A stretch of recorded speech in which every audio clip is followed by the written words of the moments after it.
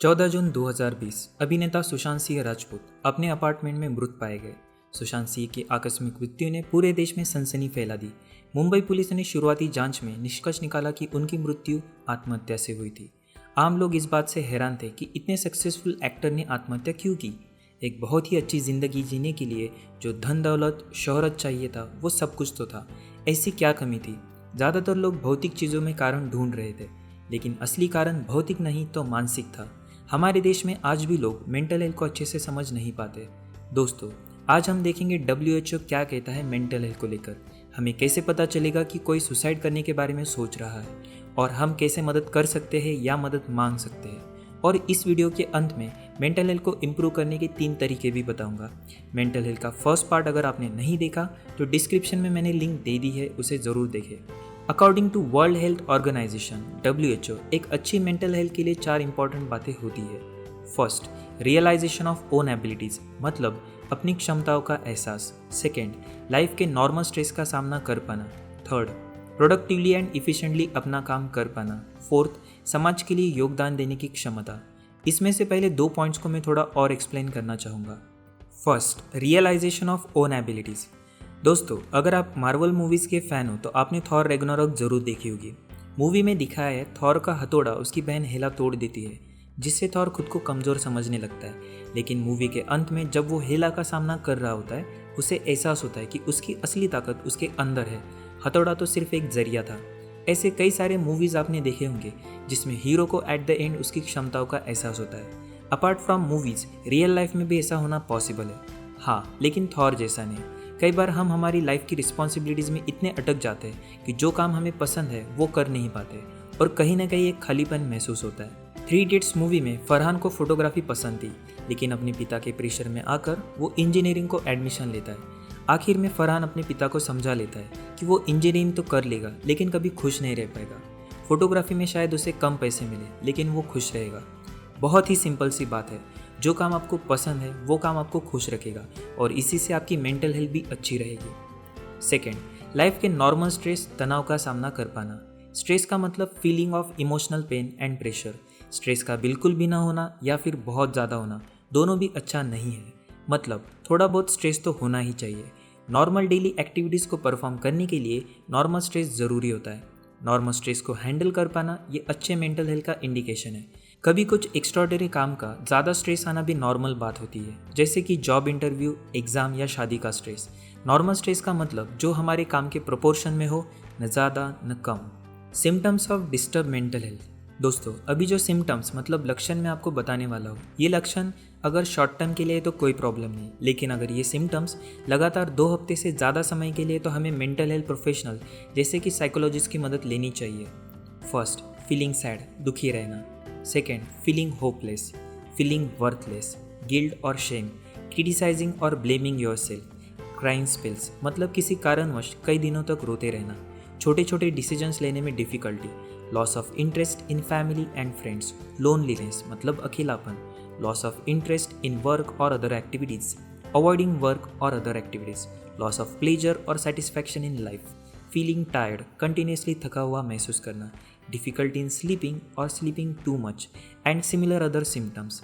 याद रखिए, ऐसे सिम्टम्स अगर लगातार 2 हफ्ते से ज़्यादा समय के लिए दिखते हैं तो मेंटल हेल्थ प्रोफेशनल की हेल्प लेना ज़रूरी है। कभी कभी ऐसे सिम्टम्स की इंटेंसिटी इतनी ज़्यादा होती है कि इमीडिएट हेल्प लेना भी ज़रूरी होता है, जैसे कि सुसाइडल थॉट्स। अगर आगे दिए हुए सुसाइडल सवाल के जवाब हाँ है तो please ask for help from family, friends and specially psychologist. First, do you have any suicidal thoughts? Second, would you like to end your life? Third, and the most dangerous, do you have any plan for it? क्या suicide करने का कोई plan आप बना चुके हो?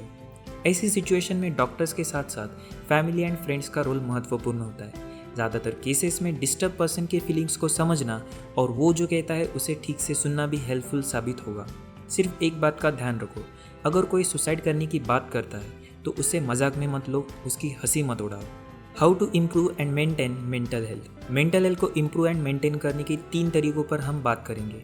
इसमें से तीसरा सबसे ज़्यादा फायदेमंद, असरदार और बिना खर्च का है, इसलिए अमीर से लेकर गरीब तक सभी इसका फ़ायदा ले सकते हैं। पहले 2 समझ लेते हैं। फर्स्ट, ब्रेन केमिकल चेंज करने से। एंजाइटी एंड डिप्रेशन के एक्सट्रीम केसेस को कंट्रोल में लाने के लिए डॉक्टर्स कुछ मेडिसिन सजेस्ट कर सकते हैं, जिससे हमारे ब्रेन केमिकल चेंज होकर मेंटल हेल्थ इंप्रूव हो सकती है। वैसे तो ऐसा केमिकल कुछ लोग रेगुलरली लेते हैं शराब के फॉर्म में। आपने सुना तो होगा, पीने वाले को पीने का बहाना चाहिए। एक्चुअली शराब एक तरह का केमिकल है जो सोचने समझने की क्षमता को कम कर देता है, जिससे पीने वाला रिलैक्स महसूस करता है और उनके कॉन्फिडेंस के बारे में तो पूछो मत। इंटरेस्टिंग बात यह है कि कुछ लोग मेंटल स्ट्रेस को कम करने के लिए बेझिझक शराब पिएंगे, लेकिन डॉक्टर्स की हेल्प लेने में उन्हें शर्म महसूस होगी। सेकेंड, फिजिकल एक्शन चेंज करने से। Regular exercise.